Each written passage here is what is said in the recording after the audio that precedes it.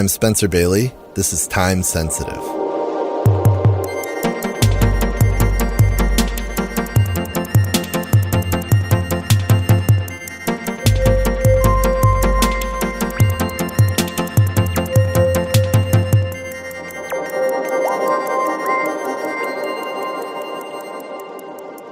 Hey everyone, on this week's episode, I'm joined in the studio by the Belgium-born writer and critic Lucy Sante.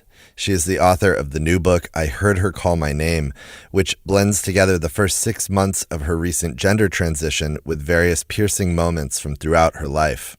It is a radical work and maybe the most fearless, searingly self-reflective memoir I've ever read.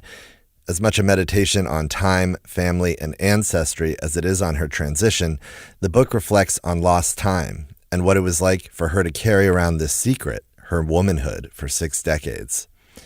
Perhaps best known as the author of Lowlife, a sprawling, brilliant, and cacophonous book about the history of New York City's underbelly between the years of 1840 and 1920, Lucy is also the author of 19 Reservoirs, about the 19 upstate New York reservoirs that supply New York City with its water, The Other Paris, an alternative urban history of the French capital, and Folk Photography, all of which we talk about on this episode.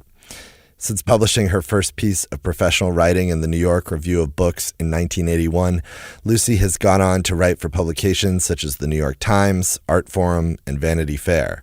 She has also taught at Columbia University, the New School, and Bard College.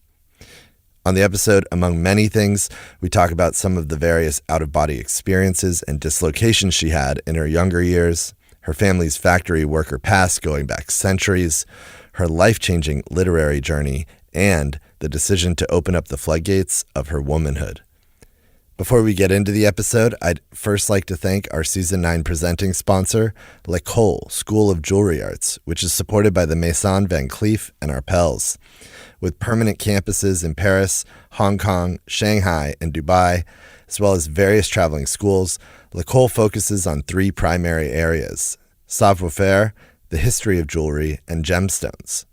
Classes on subjects ranging from art history to introductory jewelry making are taught by a group of 60-some teachers, art historians, gemologists, jewelers, and artisans, all of them experts in their field.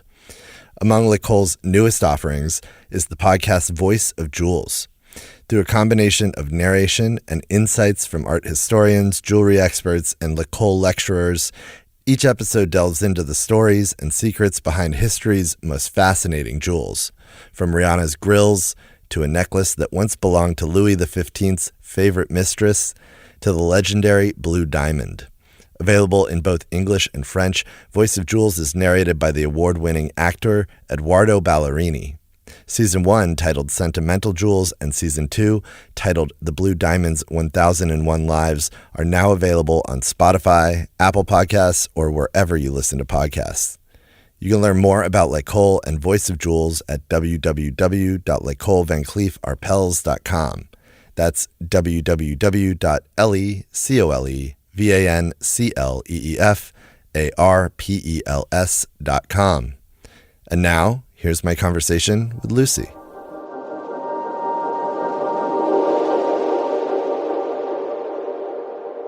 Hi, Lucy. Welcome to Time Sensitive. Hi, thanks for having me. Before we get into I Heard Her Call My Name, your beautiful new memoir about your transition, I wanted to open up with your earlier memoir from 1998, Factory of Facts. In it, you describe your childhood self at a curious remove, writing, "If the boy thought the phrase, 'I am a boy,' he would picture Dick or Zeke from the school books, or maybe his friends Mike or Joe. The word boy could not refer to him. He is un garçon. You may think this is trivial, that garçon simply means boy, but that is missing the point." And elsewhere in the book, you write, "I suppose I am never completely present in any given moment, since different aspects of myself are contained in different rooms of language, and a complicated apparatus of airlocks prevents the doors from being flung open all at once." Wow. I forgot. I mean, I haven't read that book in 30 years, or, well, it's 25 years. Of course, that makes complete sense, because in the same time, those statements are both true and a dodge. Because I knew damn well there was a whole other part of me that was concealing for other reasons, but also that there's this weird kind of rhyme between the dislocation between languages and cultures and nationalities and genders. Yeah, and it wasn't lost on me that in the email you sent to around 30 friends, which you open up your new memoir with, you sent this between February 28th and March 1st, 2021, announcing your transition, or your intent to transition anyway. And you write in it that the, quote, dam burst. In other words, you finally flung open all the doors at once. Right, exactly. Yeah, that's exactly what happened. And I could not have foreseen, I really did not allow myself to imagine transitioning before. But if I very gingerly touched at the surface, I still could not imagine all the waves, the repercussions, all the doors that have been flung open. It's not just like one or two, but many. Yeah, and I love that you just used the word waves. This was something I noticed and I think I have to mention your 2022 book here. I know we're dropping a lot of books, but you've written a lot of books. 19 Reservoirs, and that's a book that tells the backstory of these reservoirs that supply New York City with its 1.1 billion gallons of fresh water each day. And you wrote this book just before you wrote I Heard Her Call My Name. I wanted to ask if you see a connection between the two books. They're vastly different, of course, but what lines between them do you see, if any? Well, I mean, just very, very simply, I wrote that book for a number of reasons, but the big one is that it's about where I live. And I've written about all the other places where I've lived. In Low Life, which is about New York City, and The Factory of Facts, about Belgium. Well, I could say the other Paris, although I've been going there like all my life, and yet I've never actually lived there for more than a few months at a time. But it's still a place that's very close to my heart. So 19 Reservoirs, it's about where I live, and it also affects, it's just an attempt to explain the division between what you might call red and blue up there too, because I think, the blue side has a lot of self-examining to do in the light of that colonization that New York City dominated over these counties that are 90 miles away and no contingent points that New York City treated like colonies. And people today still feel that division very strongly. Yeah, and this sort of, not to push the metaphor too far, but there's this division of self, this division of trying to think about that. And in I Heard Her Call My Name, you use all these descriptive words that have to do with water, which I found a kind of curious thing, maybe appropriately too, having to do with fluidity. But in addition to the dam bursting description I mentioned earlier, you also use in that email to your friends the words and phrases liquefy, underwater, liquid, quivering mass, and ripples. Okay, so what's your interpretation here? I'm not sure, but I was wondering if that was intentional. No. No, I just, I do not keep a tally sheet for my metaphors.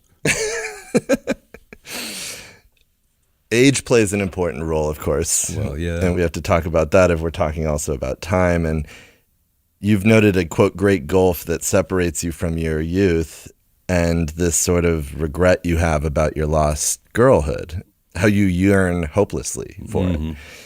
Could you talk about this lost time? How do you think about those 60 years of holding that secret? Well, that's what the book is about.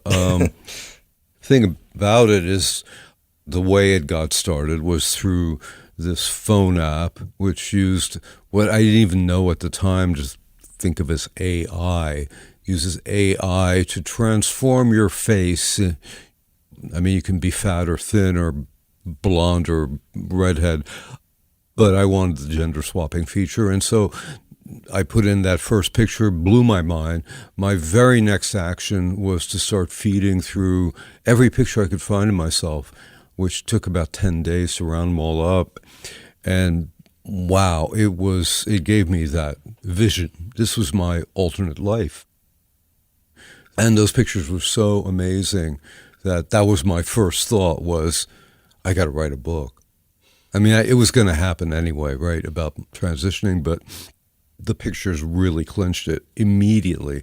Within 24 hours of my passing the first one through, I knew I was going to write a book. Anyway, so I have this life on film, as it were, and it was exciting and gratifying and kind of heartbreaking. And of course, as I say in the book, if I really think about what it would have been like to be my parents' daughter, then my parents already, everything I did was hyper-controlled. You know, my mother was a helicopter parent avant la lettre, raided my room, went through all my drawers all the time, cross-examined me about everything. Eventually found means to dodge it, and my ticket out was a scholarship to a Jesuit high school in New York City. So that was a great thing. But the fact is, if I'd been a girl, that wouldn't have happened. And I probably would have been, kind of surveyed. I mean, what kind of peasant parenting would I have been subject to then? Would they have allowed me to go to college out of state? Would I have had to get married to get away from them? These are very real thoughts. And I mean, I can't help but feel mild twinges of guilt now and then when I realize how easy my life has been in certain regards as compared to women who were assigned female at birth. So my life as a girl would be like, it did occur to me to try writing like the alternative scenario, but the branch forks so far back that it's arbitrary. I mean, I have no idea how my life would have proceeded. And if we're going to go into total Candyland and imagine that I could have transitioned when I was a teenager, which in that time I would have had to have not only very indulgent parents, but somebody close to me with extensive medical knowledge. This was not information that you could come across, not even at the public library. To find one of the few doctors in America who was undertaking gender dysphoria. There were like 2 people or 3 people. If you read a very, very enlightening book called Histories of Transgender Childhood by Jules Gill Peterson, it's an excellent book, and it was so eye-opening about so many things. Anyway, I realized I try to project myself into that book, and I can't. There's like no point of contact. I could not have known. I have known people who knew then, and some were able to find, people I've met recently who were able to find their way through the channels. But so, 66 years later, here I am. I'm damn glad I did this before I died. I don't know how long I'll have to enjoy it, but here I am. Wish it'd come earlier, but it didn't. So what can I do, right? Except live. An interesting nuance to your story, too, is that your mother had a miscarriage before you were born. You would have had an older sister, and your mother, at various turns, would refer to you almost as her daughter. Yes. Yeah, my sister, Marie-Luce, was stillborn a year and a month before me. When I was born, my mother was warned not to try it again, so basically I was born an only child. A year and a month later, they gave me her names in reverse. She was Marie-Luce, and I became Luc-Marie. All I've done is add a Y to that. Basically, it's the same name. And my mother was distraught. She never recovered from it. I have a feeling, obviously I didn't know my mother before my birth, but, I have a feeling that my mother was already a troubled person before that. But she had a certain naive joie de vivre that popped up every now and then, again, at least in photographs. But then after the death of this girl, she was never the same again. She was on mood drugs of every sort all through her life. And yeah, she conflated this. She often referred to La Petite, the little girl, as if she might be somewhere in the house. But then she would conflate me and her, and she always called me by female diminutives, ma fifi, always. I mean, until I was like a teenager, she was still doing that while, simultaneously slapping me, right? Yeah, my mother was a complicated person. And you, as childs do, imagined your sister being a presence, maybe a ghostly one amongst the house, but sometimes also were like, maybe my sister is me. Right. I know. This is the very strange pattern of desire here, which combines longing and identification simultaneously. She's there. She's my sister. She's my love object. She's me. It's kind of freaky, I mean, when I realized that this is a primordial feeling from what age? 3? I don't know. It goes so far back, it's unreachable. Going back to your childhood, you note in the book that you had these out-of-body experiences from early adolescence on, and the first one occurred, notably, I think, when you went to a Boy Scouts camp. Oh, God.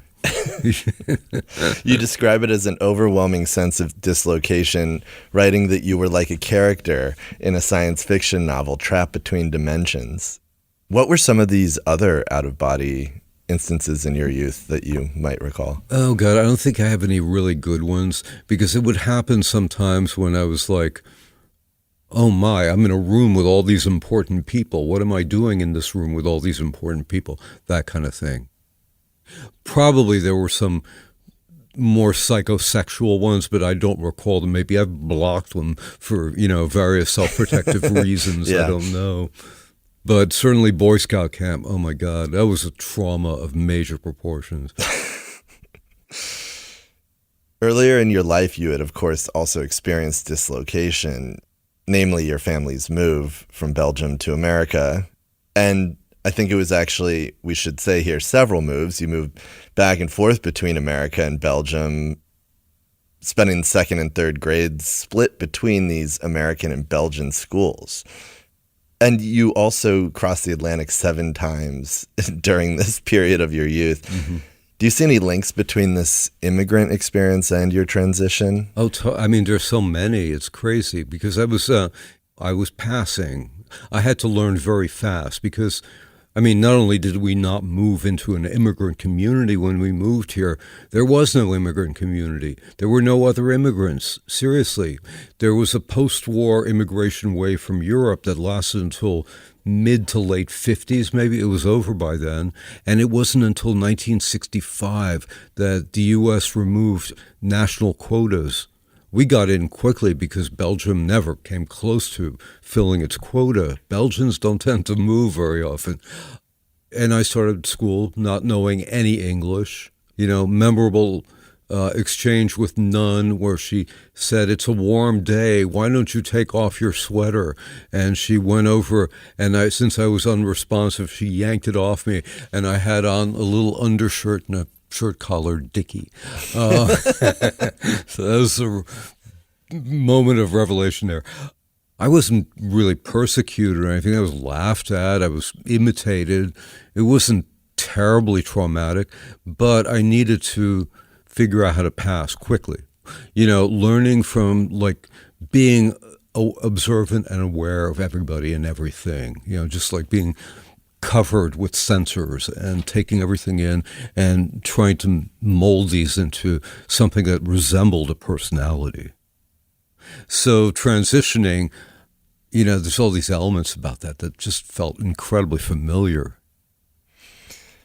Decades later, too. Yeah. I wanted to ask you about your family's factory worker background. It's a lineage that goes back, as you've written, at least 2 or 3 centuries. And of your family across time, you've noted the generations pass in an endless parade of hunched women in kerchiefs and hunched men in caps, weighed down by the loads of sticks on their backs, without much to differentiate the centuries. A sort of profound take on time and family.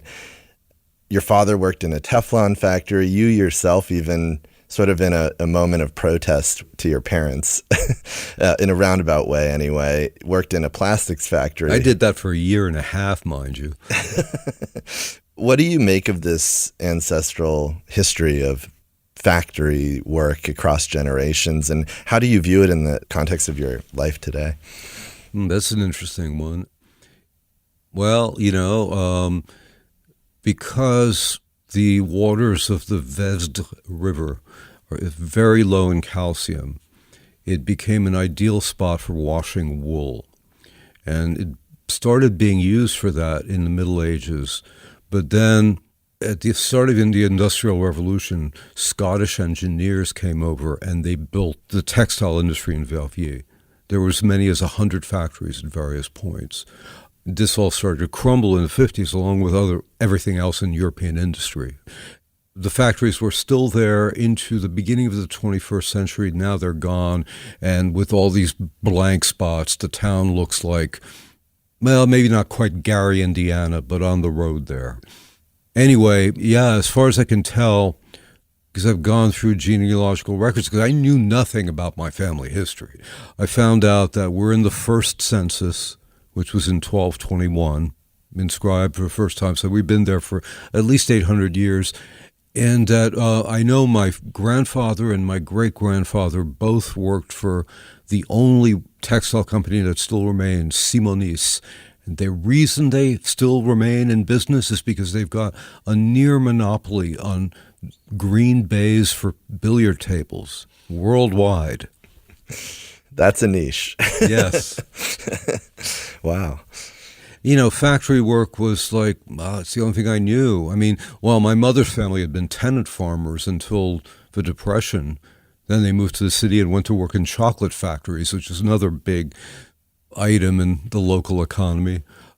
And I myself, I worked in the plastics factory when I was a teenager, beginning a full year illegally underage. And then I worked in a tool and die shop. When I got out of college, it was like, I didn't know how to think about anything, any job other than manufacturing. So it took me a while to orient myself in that world. When did your literary aspirations begin? When did you imagine yourself to be a writer? I don't know which came first, but both things happened in fourth grade. So when I was about 10, my teacher, Mrs. Gibbs, told me I had talent as a writer, the first glimmer I ever had of this. And probably after that, I wrote a composition on, what I want to be when I grow up. That was why I want to be a writer, illustrated with a picture of Robert Louis Stevenson. And Tintin was your first magazine subscription, which of course it's iconic in Belgium. Not only that, but my father's nickname when he was a kid, he was short, blonde, and wore +4s. He's going to be Tatin, right? Tell me about this influence on you, both as a writer and an artist, digging through those magazines and books. Well, I mean, yeah, Tatin has been part of my fabric all my life. And of course, I recognize now how horribly exploitative, colonial, and all that kind of thing they are. Absolutely. At the same time, it wasn't really the stories or their setup as it was the clear line of Hergé, which is derived from Japanese woodblock prints, from ukiyo-e. And that's very, very powerful, and still it's the primordial essence of picture in my head, I think. Another big, important literary influence in your early years was Terry Southern.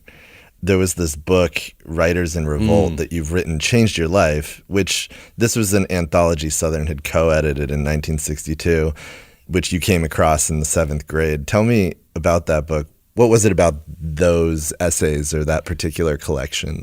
Well, it was not only Terry Southern, by the way, also Alexander Trocchi, who wrote the only heroin addiction novel anybody ever needs to read, which is Kane's book. It's the one that tells all the truth. And he was also a member of the Situations International.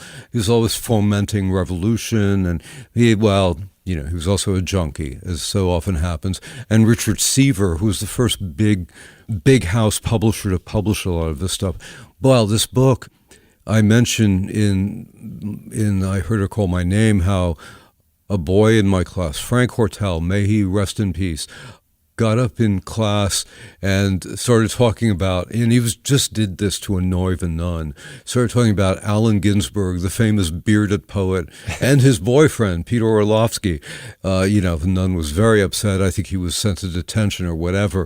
But I went to the library and I poked around until I found Allen Ginsberg. The first part of Howl is entirely in this collection. There's also an excerpt, probably the only excerpt they could actually print, from Naked Lunch by William Burroughs. A whole lot of other writers who became important to me later on. Like, I realize now, one writer who I've been reading a lot of lately, I first encountered in that book, and that's Curzio Malaparte, who's this short story bananas, writer, like really ambiguous Italian writer from between the wars. Well, his book Caput is one of the most extraordinary books I've ever read about World War II. And really, I mean, anybody wants to read about the Soviet war in the East, it's got the most blood-curdling stuff. But it's also majestic and it's like a symphony, this book, like really, truly like a symphony. Malaparte, of course, lived in this extraordinary house. Oh, God, yeah, yeah. Which we all saw in contempt with Brigitte Bardot sunning herself on the roof. Yeah. On Ginsberg, you've written this line that I absolutely love, which is, poetic madness was something I thought I could feel in my body. Yeah. About Hal.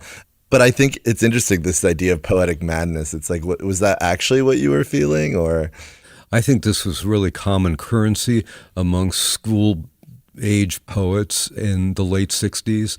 We were all reading, poetic madness. I mean, Ginsberg, but also like William Blake and Baudelaire, all these people who were illuminated, Rimbaud, all these people were struck by lightning. And Artaud, the Artaud anthology was like prominently displayed in every bookstore. And he, the man who, like, as he wrote about Van Gogh, the man suicided by society. So this idea of the suffering artist was very, very big among all of us. I mean, come on, we were like 14 years old. How are we going to know about madness, poetic or not, right?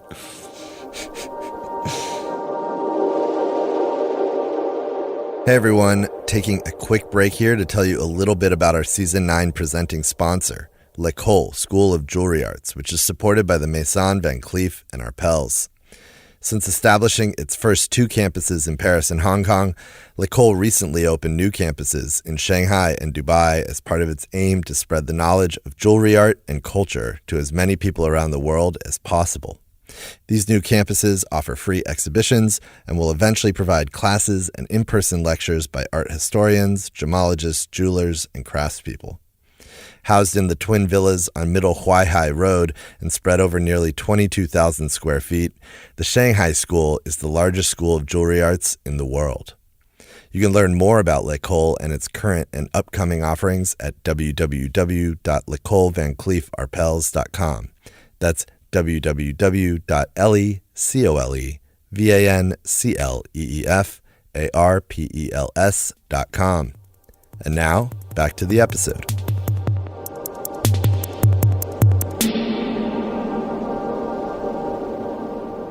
You moved to New York in the 70s, and this is skipping ahead a bit, but you find a job in the mailroom at the New York Review of Books. And later, one of the editors there, Barbara Epstein, asks you to be her assistant, which proves life-changing, actually. Mm-hmm. And this, in another sort of roundabout way, led to your first published professional piece of writing.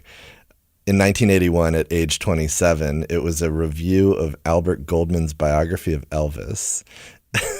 Tell me about this moment and seeing your byline for the first time. I happened to read an excerpt from the biography of Elvis in Rolling Stone. I just needed to pick up something to read on a bus trip. And I quickly realized that this was complete, can I use four-letter words on this show? It was complete bullshit. I mean, it was just a big lie from top to bottom. Basically, it was a more sophisticated version of what you'd read in like National Enquirer or something like that. It was shocking because Albert Goldman, something I didn't mention in the piece at the time, but, you know, frankly, he'd been somebody kind of respected. He wrote a pretty damn good biography of Lenny Bruce. He was a hipster in the old mold, and he resented anybody that came after him, you know. Plus, he had kind of like this weird kind of cultural power because he was the pop culture critic for Life magazine. You know, I mean, think about what the implications of that. Anyway, he wrote this Hatchet Job, and it got a lot of attention. And I felt, you know, I needed to, like, blow the whistle. I knew that Bob Silvers, who was Barbara's co-editor, had sent the book out to like 3 people who turned it down. So I swiped the book from the current titles cart, wrote a review over the weekend, terrified they'd discovered that I'd stolen the book. Lo and behold, they published it, and I was reminded of this line from Raymond Roussel when he published his first book, which was a long poem, La Vue, I think. I forget. Anyway, when he published his first book, which, you know, he financed, and it's unknown how many copies ever were sold, at least at, you know, time of publication, but he imagined that his glory could be felt as far away as China. It was like sort of wind that would ruffle the clothing of people in faraway lands. And I immediately thought of that line because, in fact, my friend said, "Oh, wow, that's great." So I heard from, you know, 6 or 7 people about this. And in fact, the first 10 years, I wrote for magazines for 10 years before I published a book. And I never, ever, ever got any feedback from anybody except people who were already close to me.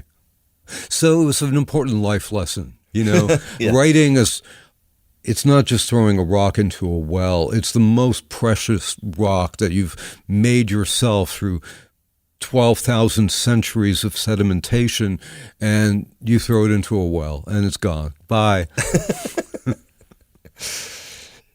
I wanted to read something from that review that you did, because looking back at it, I do find it interesting that you chose to sort of write about, as you put it, this hatchet job on Elvis. But Elvis was, of course, this icon of masculinity, of American masculinity. And in part of the review, you described this culture of Elvis impersonators.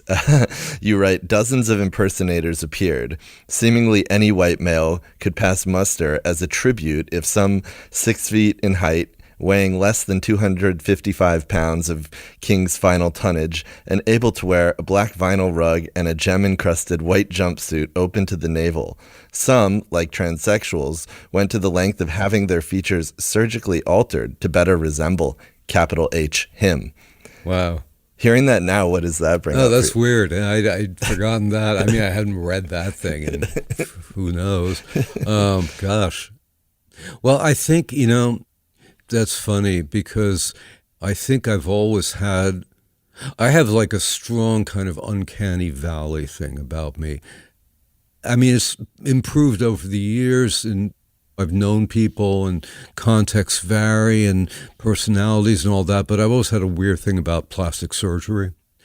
I don't know if you ever read V by Thomas Pynchon. The 3rd chapter is a detailed description of a rhinoplasty, and and sometimes, you know, I remember like even being in high school and some girl would come in with a new nose, and there was something just so disorienting about this, right? And even like now, obviously I'm not having anything done because I'm too old, but when I think about plastic surgery, like, you know, it'd be nice to enhance my lips. It freaks me out a little too. I mean, it's, I don't know, it's like physical, this reaction. It's not moral, you know? Your literary breakthrough, if I could call it that, was Low Life, this book you mentioned earlier about New York City's underbelly between particular years, 1840 and 1919, and about, as you put it in the introduction, the poor, the marginal, the dispossessed, the depraved, the defective, the recalcitrant. What was it like immersing yourself in that 19th century world in those years. You're in the late 80s, writing about the 19th century. What did that do to you? And you were living on the Lower East Side, too. Yeah. I started thinking about this stuff in the mid-'80s, just at the point where the landlords were moving in, basically, big time. We were being invaded. And it was my attempt to hold on. I was afraid of not so much what was happening then as what is happening now.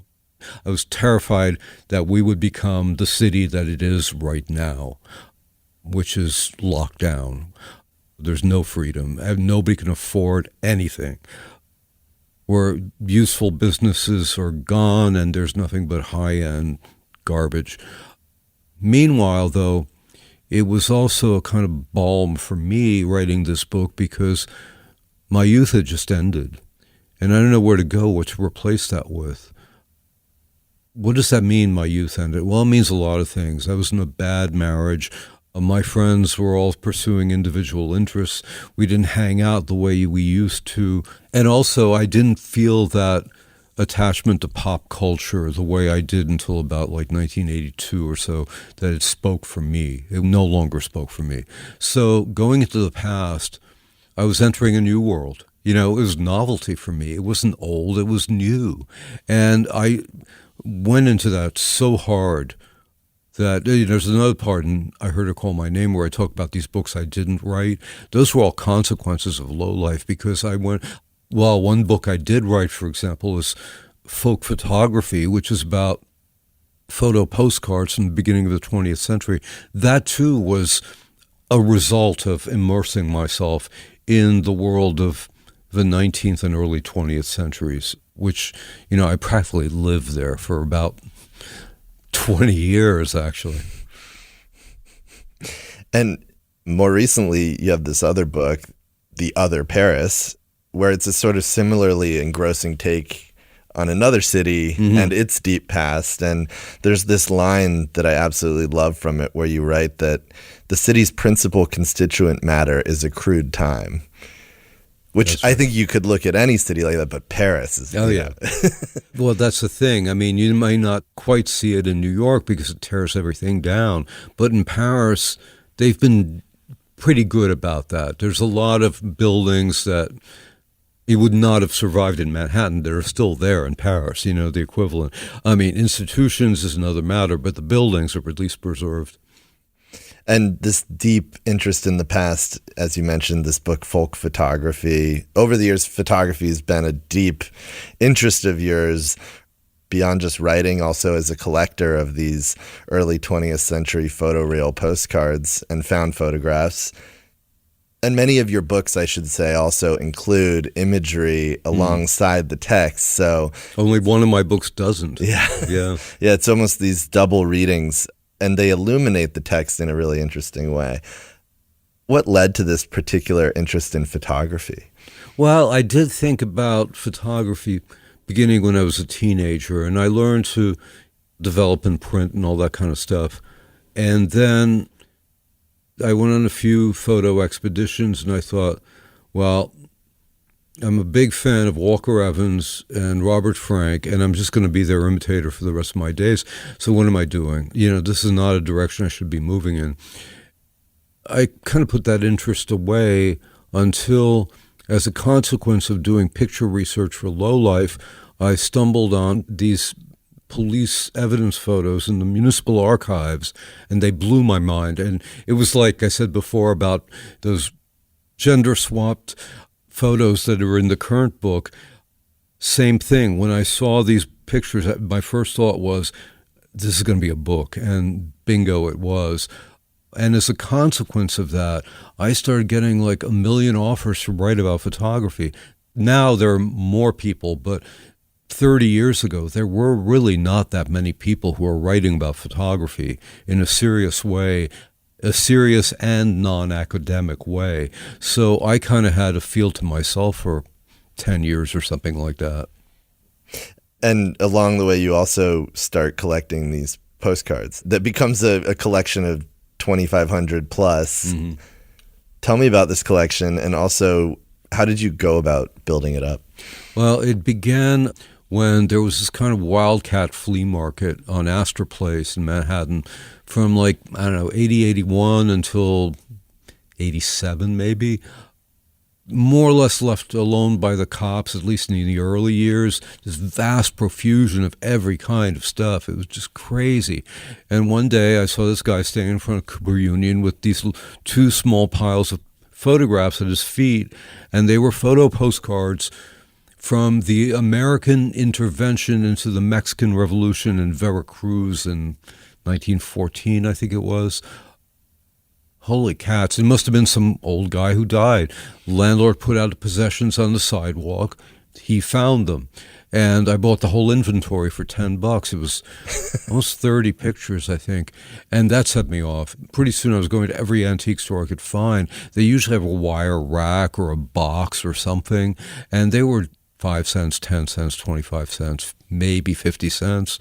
And I'm buying old photographs as well. But, I started really directing myself toward these postcards because there were so many of them. They were so vast.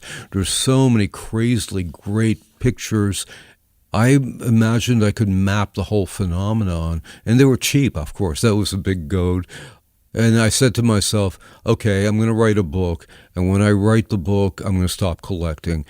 So I wrote the book in 2009 and I stopped collecting. I no longer collect postcards or photographs. Unless something really crazily great turns up right under my nose, I won't be able to resist it. But basically, that's how I keep myself from outspending my wallet, is by putting end dates on things like collections, And these were produced during a very specific period of time, a number of years, and you've described them as slices of otherwise irretrievable times and places, and of found photographs, you've talked about them as memories that have gone feral. I love both of these ideas, but this idea of a postcard as a way of looking, or almost time travel, really. Right. Because the thing about these cards, well, now nobody sends postcards at all, but the late 20th century idea of postcards, they were for tourists. A tourist would go to a place and say, use the postcard's proof. I have been to this place and look at you, you're not here with me. But the postcards produced in the first couple of decades of the 20th century, especially these photo cards, are very, very localized, mostly from small, even like fly-speck towns in the middle of the country. They are meant for the locals to send to their family who are so far away they'll never see this town. And it's like, here I am. This represents me. Even if it shows like the barn burning down, somehow people take pride in the image. Are there any photos in particular in your collection that have a pride of place for you? Well, I mean, I guess the ones that have pride of place are the ones I've got displayed on my walls, I've got a series of river baptisms.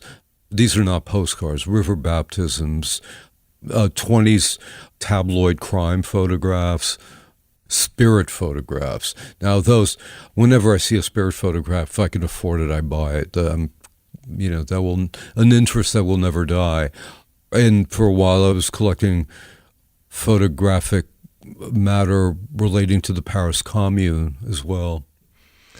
One of the pictures in your collection that's in the book shows this streetcar riot in Muskegon, Michigan, and it was made by Radium Photo. And your caption states, and I looked this up, it states that this place has been in business since 1908.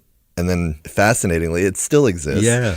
I was awed by this. The place that produced this picture back in 1908 is still in business. It's still in business, right? It's crazy. I mean, especially since our time, it was a bit different, really, like 40 years ago, 50 years ago.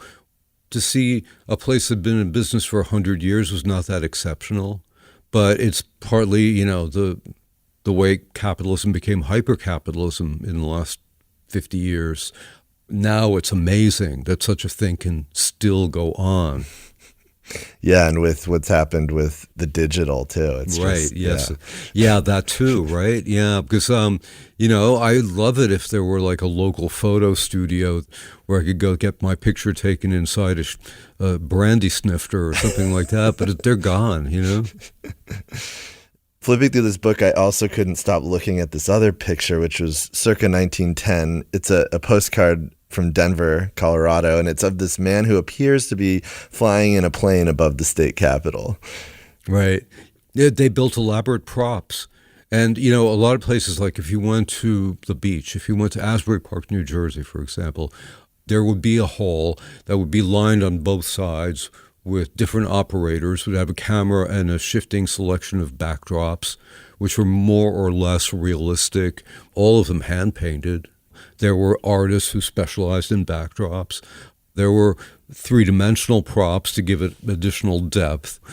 And you could take your pick. You could be in an airplane. You could be in a jail behind bars. You could be behind the bar, like an alcohol bar, especially during Prohibition, et cetera, et cetera. Sky's the limit, or popular imagination is the limit. And, people still, I don't know to what extent it's still being pursued today, but there are like really great pictures just like that from like Romania in the 1970s or China in the 1980s. Elaborate fantasy images of people in their street clothes standing in front of wild backdrops. I thought we'd finish today's conversation on music, another subject you've written about at length and a deep passion.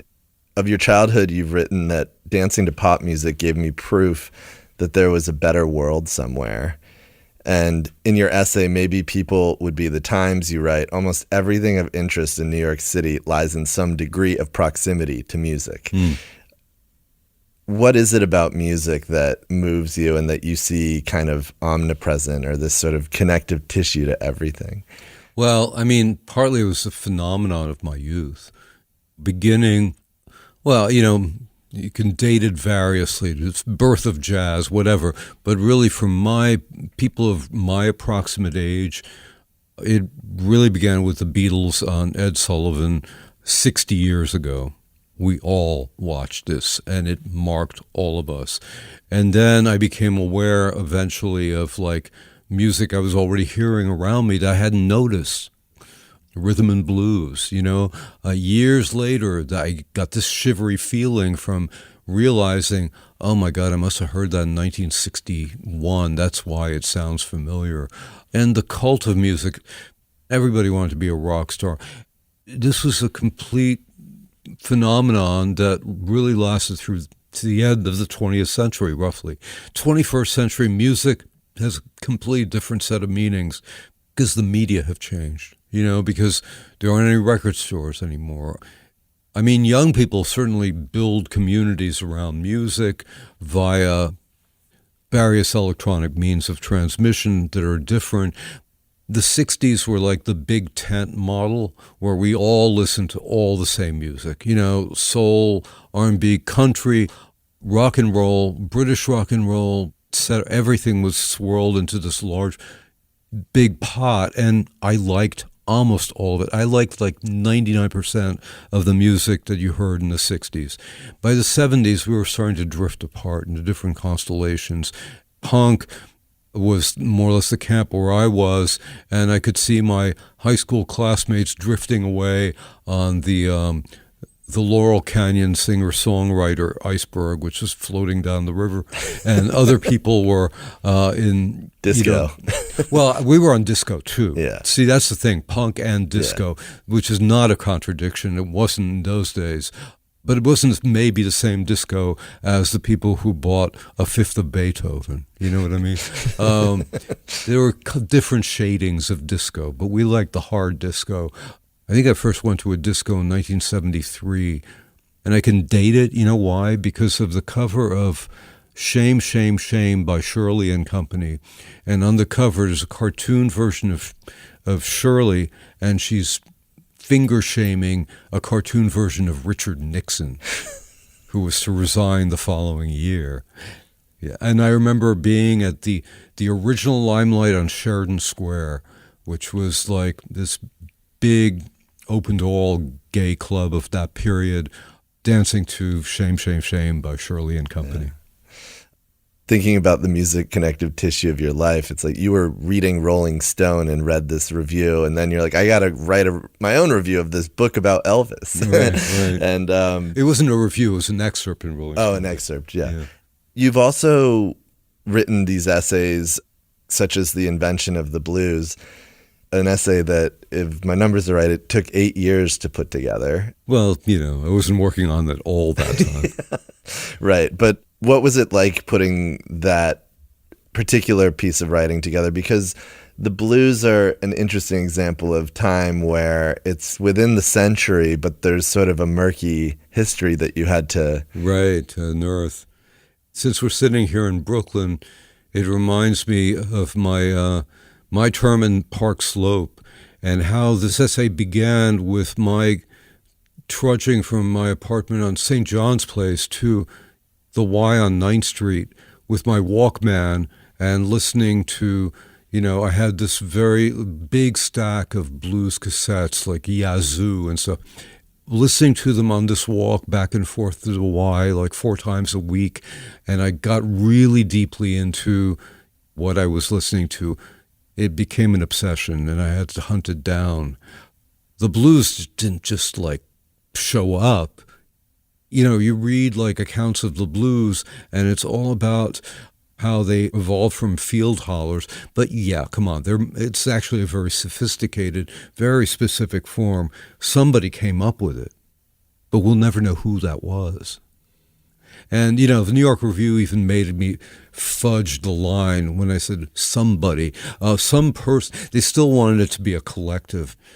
Not that I deny the collective, very important to me, but something as specific as this was hatched by some unknown genius.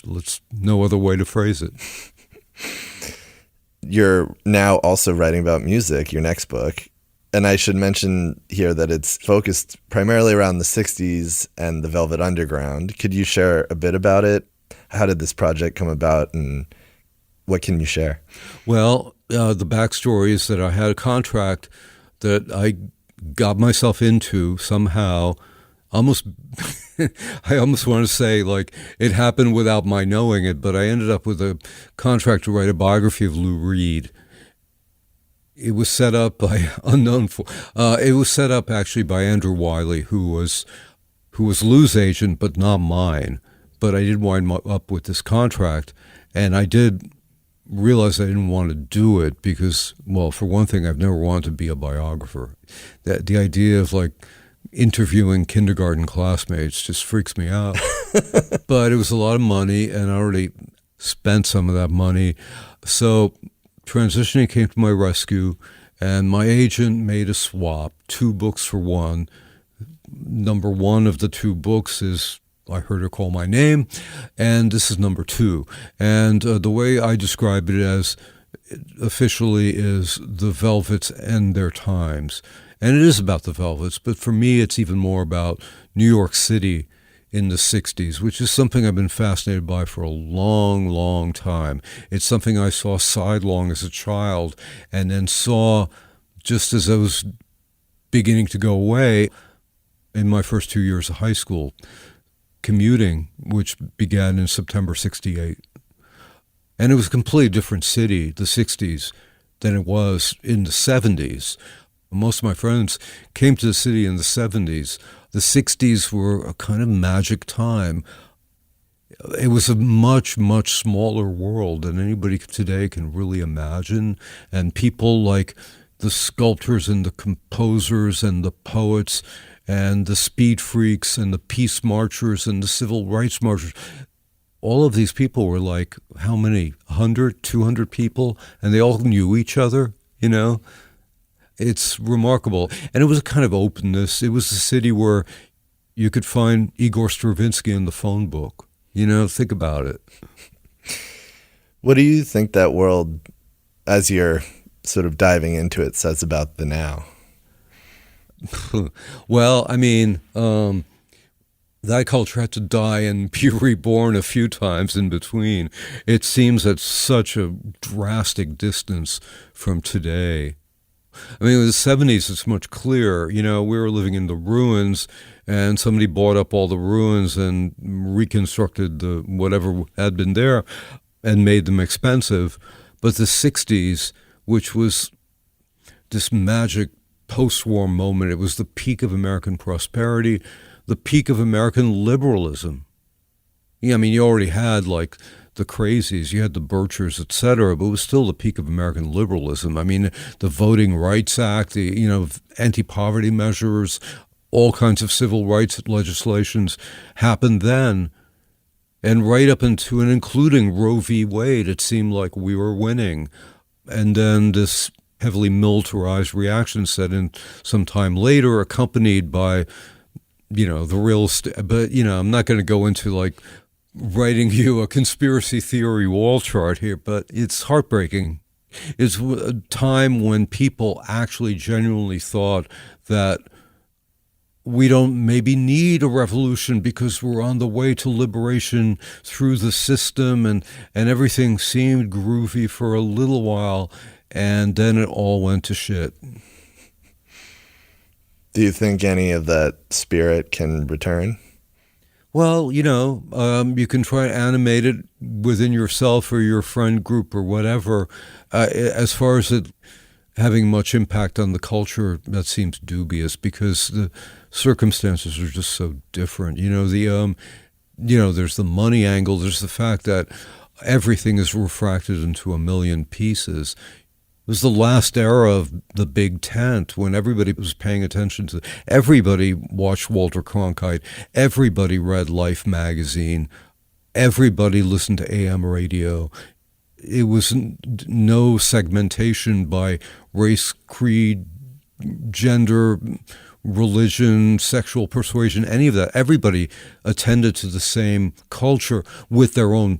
Then on the side, you'd be reading Genet or whatever, but you still knew about Walter Cronkite and Johnny Carson and Captain Kangaroo.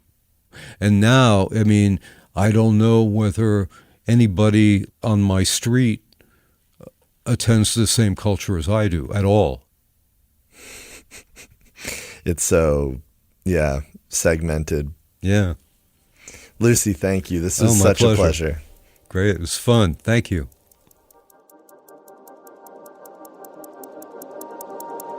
Extra thanks to our Season 9 presenting sponsor, L'École, School of Jewelry Arts, which is supported by the Maison Van Cleef and Arpels. A unique place for learning, L'École welcomes the general public to the world of jewelry through courses, talks, exhibitions, videos, books, and now its Voice of Jewels podcast. You can learn more about L'École at www.l'ecolevancleefarpels.com. That's www.lecolevancleefarpels.com. And thank you for listening. You can find more episodes of Time Sensitive on our website, timesensitive.fm, or wherever you listen to podcasts. To sign up for the Slowdown newsletter and keep up with our latest Time Sensitive episodes, go to slowdown.media/newsletter. That's slowdown.media/newsletter.